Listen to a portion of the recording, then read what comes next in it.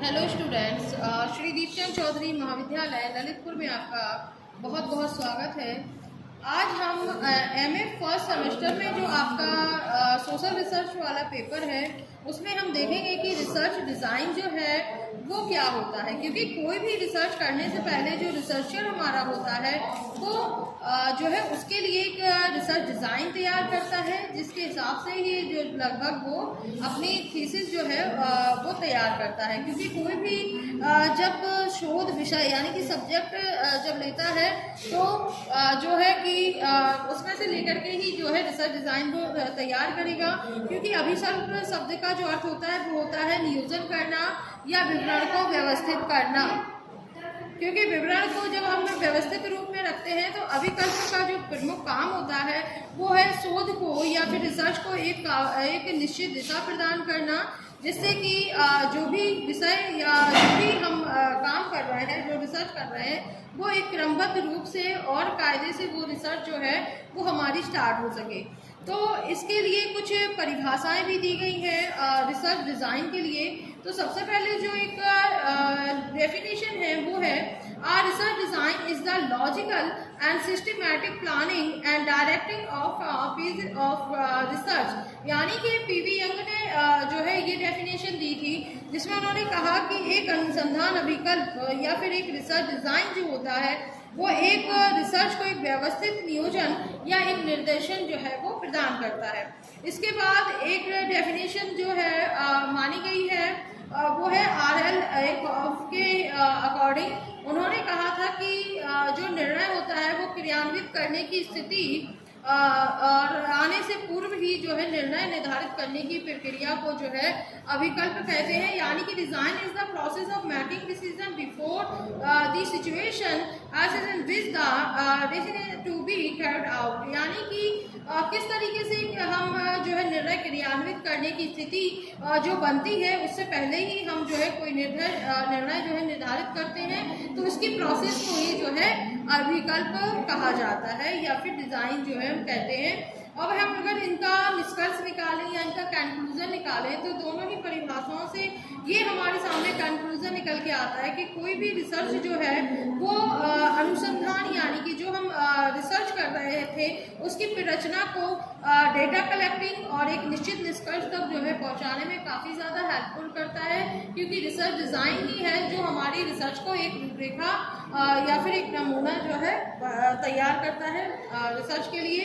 इसके कुछ टाइप्स होते हैं, तो उनके हमारे दो टाइप्स हमारे सामने निकल के आते हैं, जिनमें कि सबसे पहला जो आता है हमारा वो आता है कि अन्वेषणात्मक, जिसको हम निरूपणात्मक शोध रचना कहते हैं, यानी कि एक्सप्लोरेटरी और फॉर्मुलेटिव रिसर्च डिज़ाइन। दूसरा जो हमारा आता है वो हमारा है डिस्क्रिप्टिव रिसर्च डिज़ाइन, जो कि काफ़ी ज़्यादा पॉपुलर है हमारी रिसर्च करने में, इसका यूज़ ज़्यादा होता है।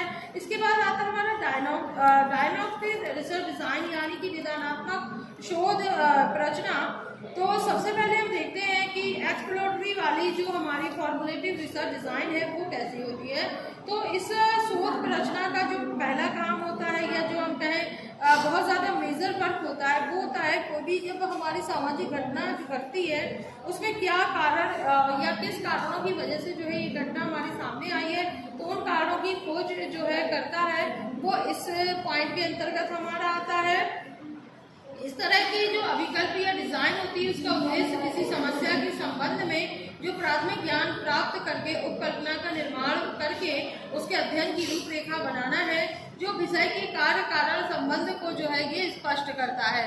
दूसरा जो हमारा आता है वो है हमारा वर्णनात्मक शोध रचना। तो इसमें क्या होता है कि ये जो हमारा रिसर्च डिज़ाइन होता है इसको हम साइंस के क्षेत्र में देखें तो इसमें महत्वपूर्ण का स्थान रखता है, क्योंकि वर्णनात्मक अनुसंधान जो अभिकल्प यानी कि जो हमारा डिस्क्रिप्टिव रिसर्च डिज़ाइन होता है उसका जो प्रमुख एम होता है वो होता है समस्या, जो प्रॉब्लम सामने आई है उससे रिलेटेड जितने भी हमारे फैक्ट हैं उनको कलेक्ट करना और उसको वर्णनात्मक आधार पर जो है प्रस्तुत करना।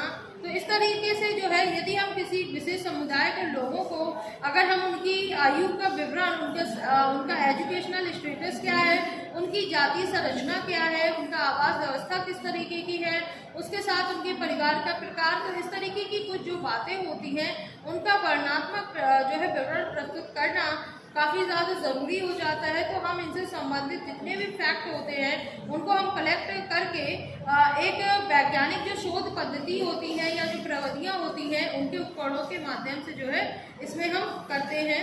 इसके बाद जो हमारी तीसरी जो है वो है हमारी निदानात्मक शोध रचना यानी डायग्नोस्टिक रिसर्च डिज़ाइन। तो इसमें क्या होता है कि इसका जो प्रमुख उद्देश्य होता है वो होता है सामाजिक समस्या का जो नैदानिक शोध है या गवेषणा जिसे हम कहें तो उसका करना होता है।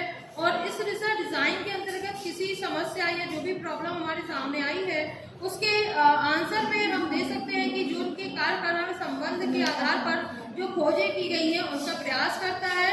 और हमारी रिसर्च का जो मूलभूत उद्देश्य होता है वो होता है ज्ञान की प्राप्ति करना और ज्ञान की वृद्धि करना। तो इस तरीके से शोध कार्य का उद्देश्य है वो किसी समस्या के कारणों को खोजता है, उसके समस्या के समाधानों को भी प्रस्तुत करता है और निदानात्मक अभिकल्प जो है समस्या का निदान भी करता है। तो इस तरीके से ये इसके टाइप हो जाते हैं। नेक्स्ट वीडियो के माध्यम से हम देखेंगे कि इन जितने भी ये हमारे डिज़ाइन हैं इनमें क्या डिफरेंसेस हैं और डिफरेंसेस के साथ साथ इनके गोल्स क्या हैं और इनकी एडवांटेजेस क्या हैं। तो इन चीज़ों को हम नेक्स्ट वीडियो में देखेंगे। धन्यवाद।